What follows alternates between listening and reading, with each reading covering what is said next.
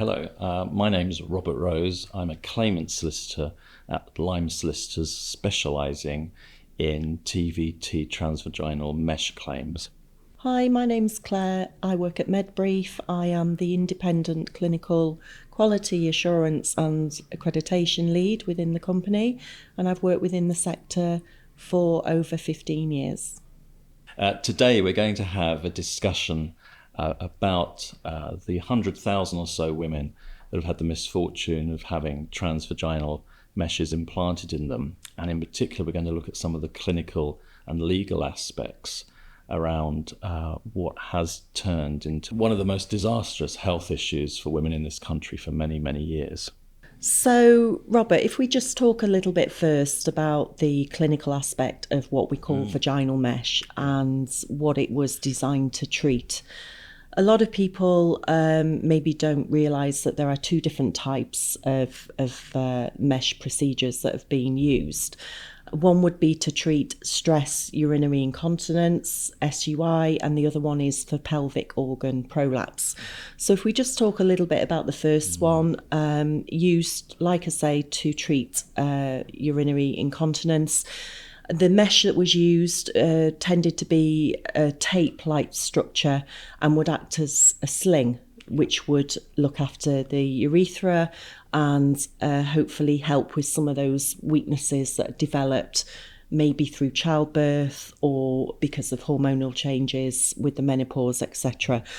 So these meshes or tapes were inserted transvaginally normally, and depending on the type of tape used, they would then be some anchoring or insertion points either above the pubic area or in the inner thighs.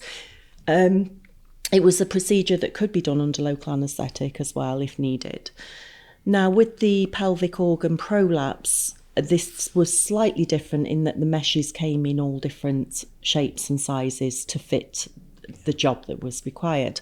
And when we talk about pelvic organ prolapse, we're talking about organs such as the uterus, the bladder, bowel, rectum, which would again fall into the vagina and press on a vaginal wall as a result of, again, childbirth or a hormonal change. This would ultimately cause a descent of the affected area of the vaginal wall, which would then go towards the vaginal opening or in some points beyond. So that situation caused a lot of problems for ladies in that there would be a feeling of fullness, discomfort, a real life-changing experience for them, really. So the mesh would be inserted somewhere into the pelvic floor, which addressed the problem, and that would normally be done under general anaesthetic. Yeah, and that was from the mid-1990s, I understand. And I think one of the issues was it became, if you like, the first line of treatment when it never should have. And arguably, the people who were selling the mesh to the various local health authorities and to the NHS were saying this is the new gold standard, this is going to save you time and money. Absolutely. And everybody should be using it. Absolutely. And the problem is they then had almost 20 years where clinicians were ignoring their own guidelines and using it either as a first stage treatment or as an only option for ladies with these two issues. And I think that's where the trouble began. Yeah, you had all these women, who were desperate for help. They either were suffering with leakage of urine, which the tape would help with, or the organ prolapse. And the reason that they then became so widely used was that you've just touched on it, very cost effective, very quick to insert. The tape could be done in even, as quick as 20 minutes. And they were extremely effective and they were sold to be durable. Yeah. These were devices that were not meant to be removed. Once they were in, they were in. So which was never discussed with a lot of these ladies. I'd never, one, that it was never discussed it was a foreign body, and secondly, they were not designed to come out. And I know we're going to touch a little bit more on the communication aspect of what happened to these ladies, but then the complications started to become clear. And I think it really gathered speed in the 2000s, where women were experiencing, after these procedures, and sometimes it took years for these symptoms to become apparent.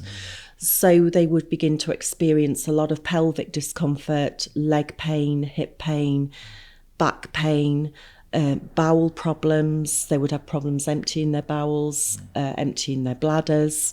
And some of them were suffering from mesh erosion or extrusion, where the mesh was actually eroding into vaginal tissue or bladder tissue, or even sometimes the bowel.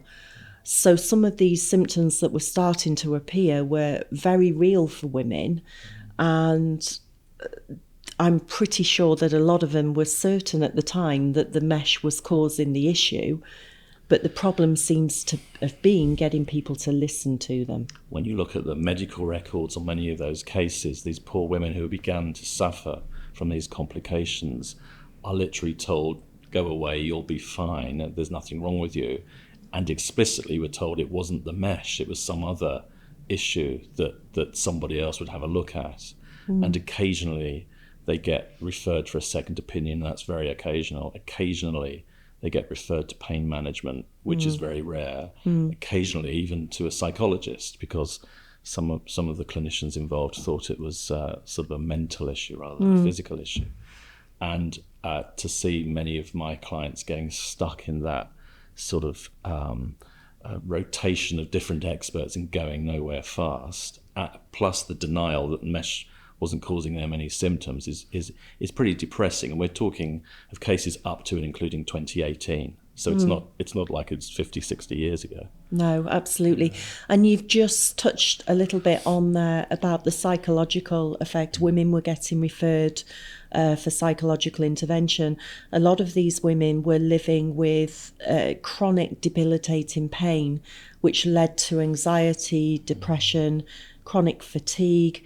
It just became a never-ending cycle for them of pain and psychological symptoms, which they couldn't break. And like you say, that they were referred for the psychological intervention, sometimes pain management, and it almost became about, well, if you're not depressed, then you won't feel the pain as much, because the old adage about the centres of the brain where you've got the pain and the anxiety centres sitting together and they affect each other. So they were almost told to have a different mindset, and then your pain will become better.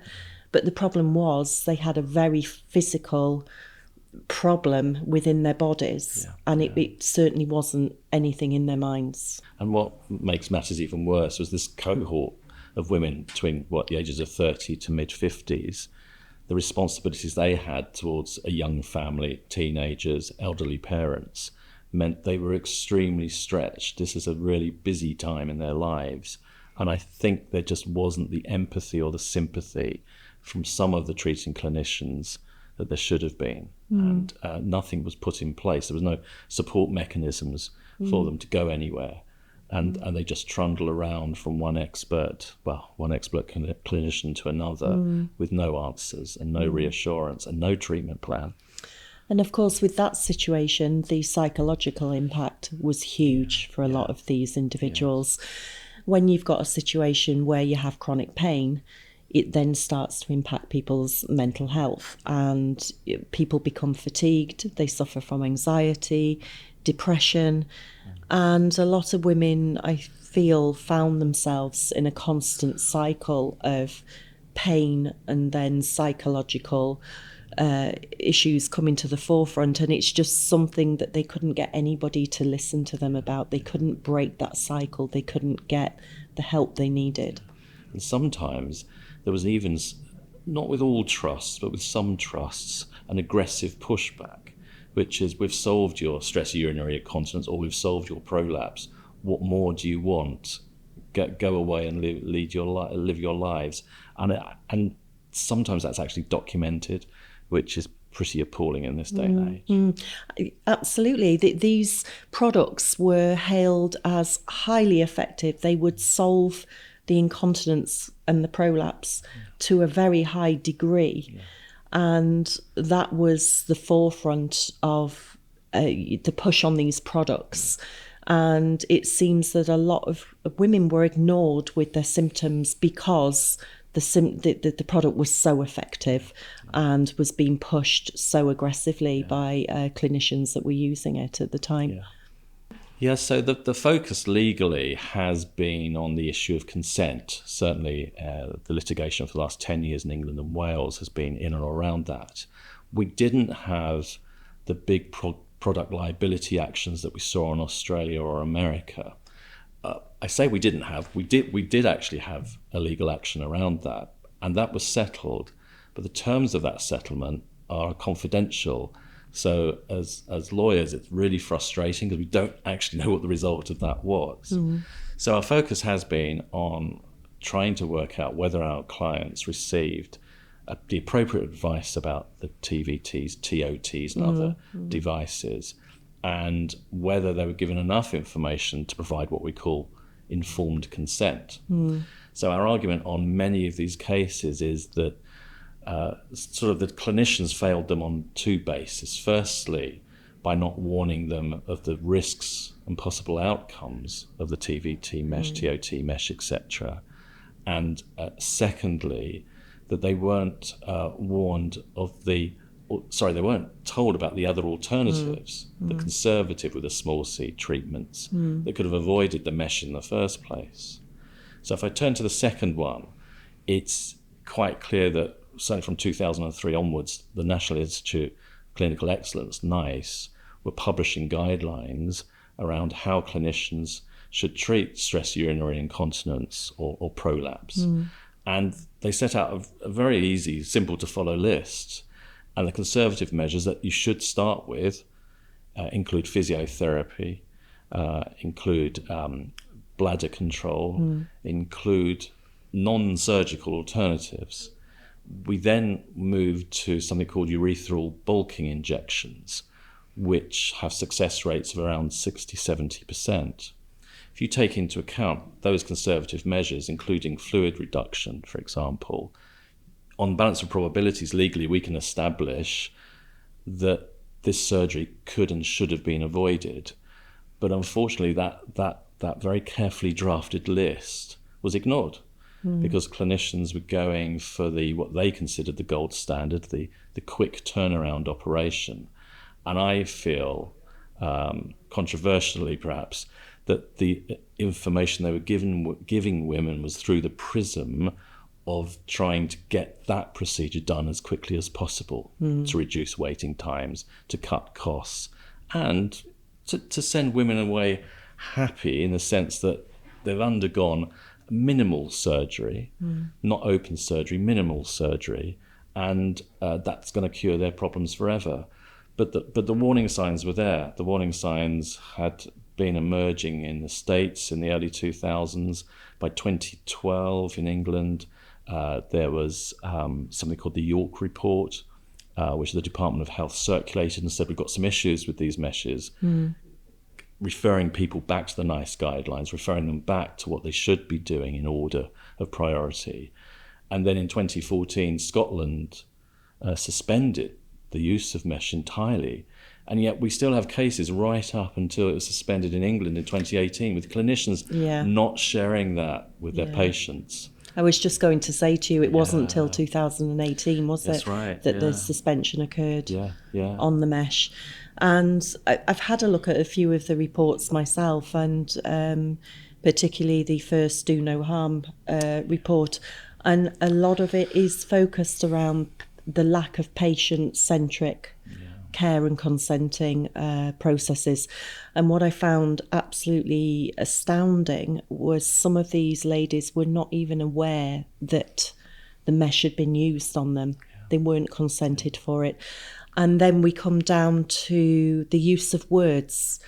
Some patients thought they were having a tape inserted, and the fact that they had had a polypropylene mesh inserted was news to them. Yeah. They were shocked to hear this, and also a lot of issues around the fact that this type of product was able to come into use very quickly without maybe the amount of clinical trials needed. And this was, from what I understand, simply because there was a product that was very similar on the market at the time, which was the hernia mesh. Yes. Yeah. So it is a little loophole that can be used to not have those very, very important clinical trials and data collection if there's a product that is almost similar. And there's another argument that many of the younger surgeons actually became de-skilled in the open surgical alternatives to mesh,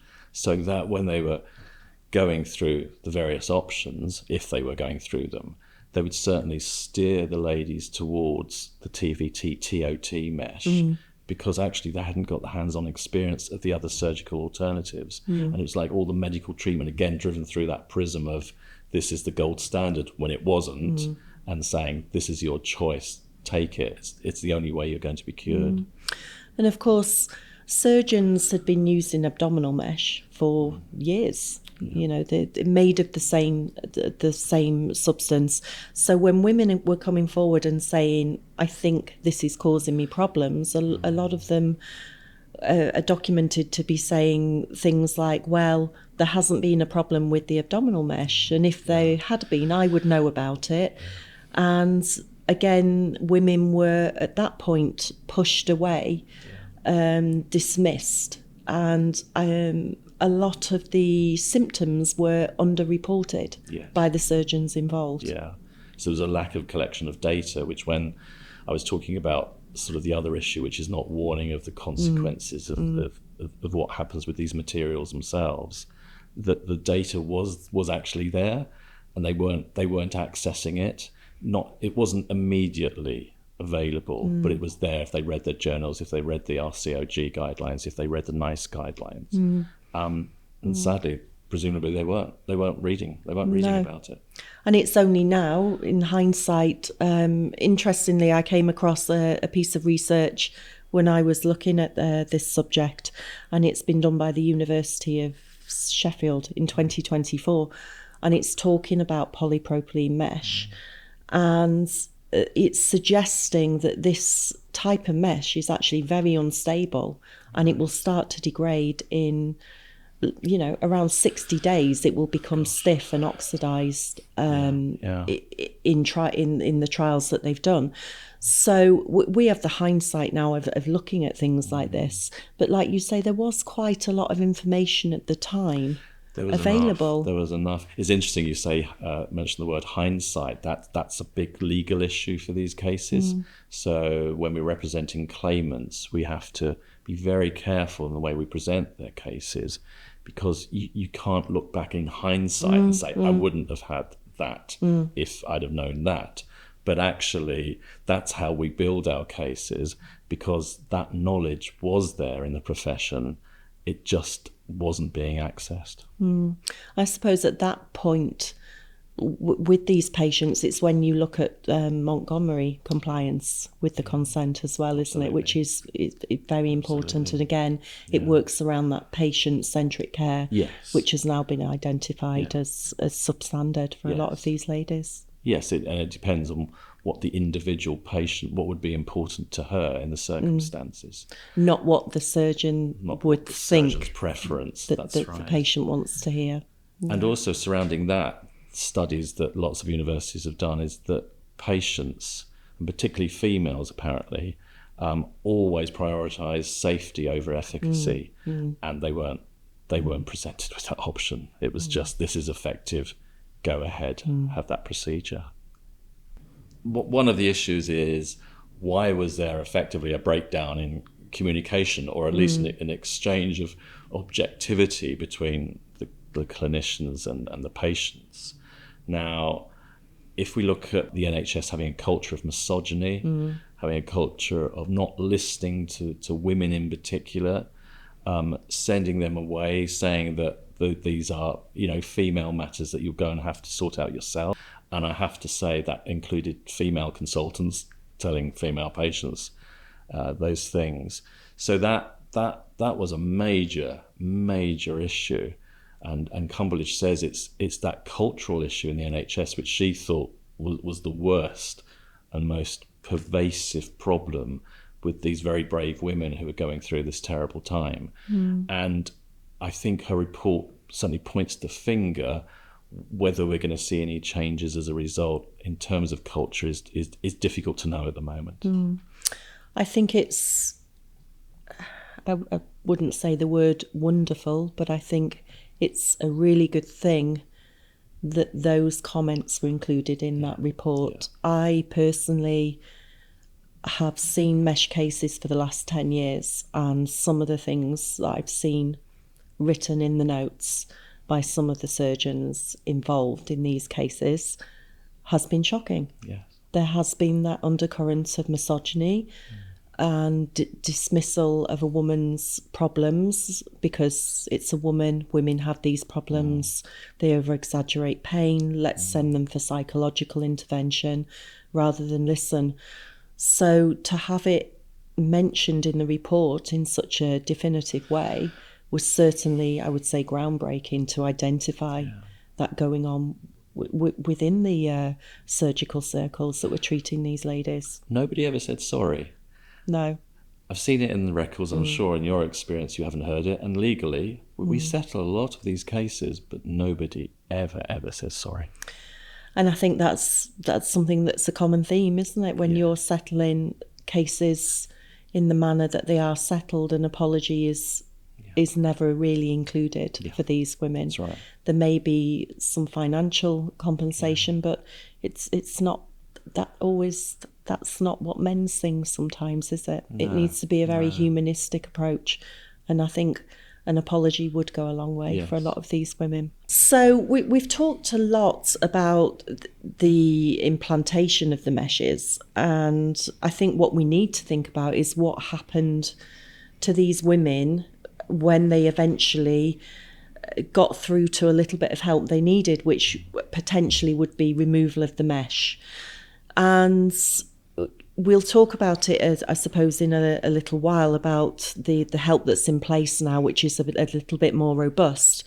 But initially, from what I understand, a lot of trust was lost by women when it came to having the mesh removed, purely because a lot of the surgeons involved in the original implantation of the mesh then became involved with the mesh removal.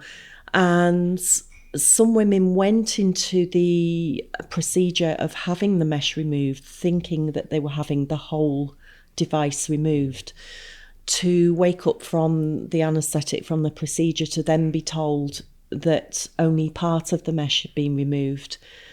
And of course, a lot of them were still left with this piece of the problem in their body. A lot of their symptoms may be still carrying on, and feeling that the problem hadn't been adequately addressed, potentially because there was a lack of an MDT approach to it, which again is a whole subject on itself. But I'm not sure if this is something that it's interesting you say because we have clients who have gone in for what they thought was total mesh removal, and they're told, we got a bit of it out, but we couldn't get the rest of it out. Come back in a couple of years. And that seems to me horrific. Yeah, and then of course you've got the problem that they were originally treated for, which would be the incontinence or the prolapse, which comes back, but they're still carrying a lot of symptoms from the mesh that maybe wasn't the right piece of mesh to be removed, or there wasn't enough mesh removed. So the early days of the mesh removal, I think, also caused a lot of ladies' problems. I think it's really sad to see, particularly those ladies who've had really terrible pain and mobility issues arising from that pain, having the mesh removed, but the pain still being there. Now, some of my defendant lawyer friends will say, well, that means, the mesh didn't cause the pain. But once you start, as I understand medically, to interfere with the very complicated nerve structures that we have, taking the thing out, that's not going to solve it. Those nerve structures are permanently damaged. And unfortunately, many of our clients are facing years and years and years of increasing disability, even post-mesh removal. I think it's important that we really do look at the long-term impact on the quality of life that these ladies have been left with, whether they're left with the mesh in situ or whether they've had partial or full removal. We've talked a lot about how pain will affect these ladies' mental health, so a lot of them are left with long-lasting anxiety, depression. Some of the nerve damage is there to stay. It cannot be recovered, and the more you start to intervene with taking the mesh away, either fully or even partially, there's a risk of even more nerve damage. And I think one of the biggest impacts in these ladies' lives is relationships. It's had a huge impact on their family life, their relationships with maybe their children, their parents, friends, their partners. It can leave women feeling less of a woman, I think. There's something has been taken away. It can affect intimate relationships very badly. A lot of them are left not able to be intimate with their partners in a way they may want to be. So it's not something that's a quick fix. I guess I want to say from a clinical aspect, these women are going to be within our health systems for many years to come, receiving physical or psychological support. But I think the other side of that is the financial impact. So we sort of see a lot of women's careers brought to a juddering halt in their late 40s, early 50s, when it's exactly the time they want to start thinking about retirement in their mid-60s, building up funds to enjoy that. And those plans are in tatters, as well as their personal relationships. Their financial well-being has been destroyed often by these awful devices. Absolutely. It's such the shockwaves from the use of these products just go beyond what you would initially think. It really is becoming very clear. The lessons learned from a legal perspective are pretty straightforward and pretty obvious. We need to move to ensure that we have a health system that puts the patient first and listens to the patient. And there's been a lot of talk in the legal press, particularly about Montgomery and other cases that deal with the issue of consent. Less talk about cultural changes within the NHS, less talk about how women are treated in the NHS, and virtually no talk about how we're going to change things.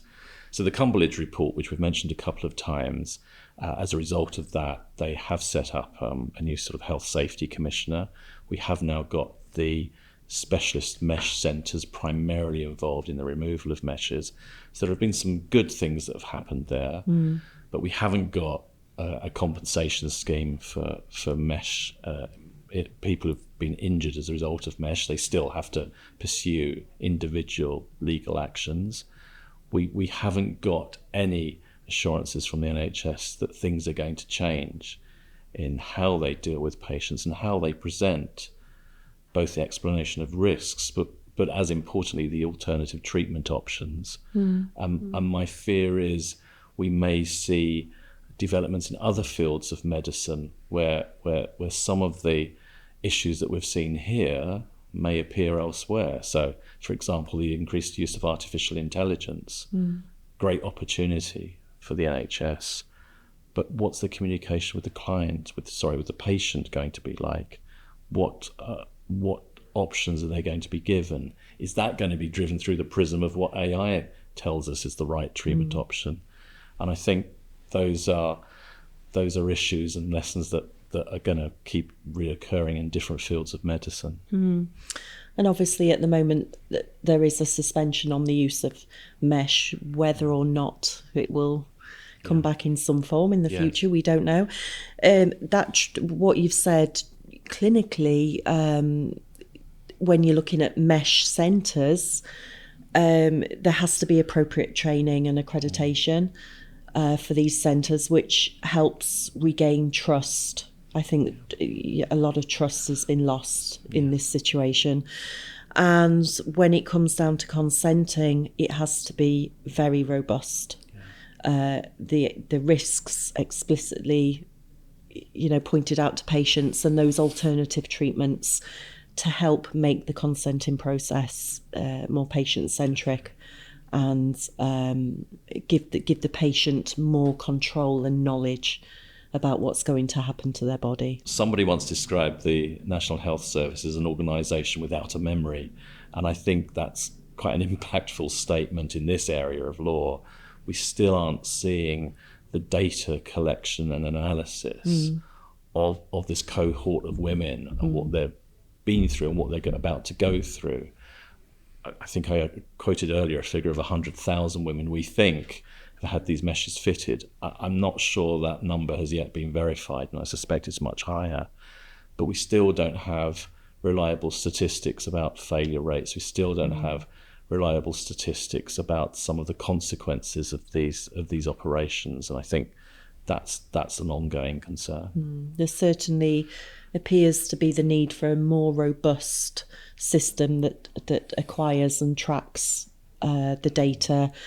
I think I read somewhere some talk about a registry for these devices. We see it with other devices, and having that register, there is an ability to track the outcomes, which obviously would have been invaluable in this situation with these ladies. So we've touched briefly on the emergence of mesh care centres, and these centres are now focusing on offering MDT, which is a multidisciplinary, can't say the word, team, kind of holistic care for these ladies. And to give some appreciation of what these ladies need, the professionals involved in their onward care for managing the mesh in the body, either conservatively or looking at removal, is huge. To start with, you have gynecologists, urogynecologists, who usually work with urologists. You may then have colorectal surgeons involved. You will have pain management, women's health physio. The list goes on, really, doesn't it? I mean, you must see the impact of the care that these patients need, and when you're managing the case moving forward. And we often have to use experts from a variety of fields, including urogynecology, urology, architects for adaptations to the house, psychologists, psychiatrists for the mental health issues, pain management for the chronic long-term problems they have. Just going back again, though, taking it away from the legal arena and just looking at patients' medical records, how little MDT input there has been until recently. Absolutely. I mean, I can only think of a handful of my clients who were ever referred to pain management, and when they were, it was one meeting, and it was talking primarily about opiates. It wasn't talking about anything else. It wasn't talking about rehabilitation. That's pretty depressing. And also when they were referred to pain management, and I've seen it in notes, if you're less depressed, it will hurt less. If it hurts less, you'll be less depressed. And you ended up with these patients that were like, well, I'm feeling too much pain because of my mental my mental outlook on this. But we're also looking at going back to the MDT involved with these ladies. We'll have continence teams. Because quite often they have onward needs. Just because this mesh stays in situ, or even when it's removed, doesn't mean that their continence is solved by whichever pathway they go down. And you also have specialist radiology involved. These are the people that are trained and qualified enough professionally to map out where the mesh is and look at what pieces can be removed and what can't be. And I think what's interesting to note as well, a lot of the ladies who go to these teams, they will be in the system for anything up to 5 years follow-up.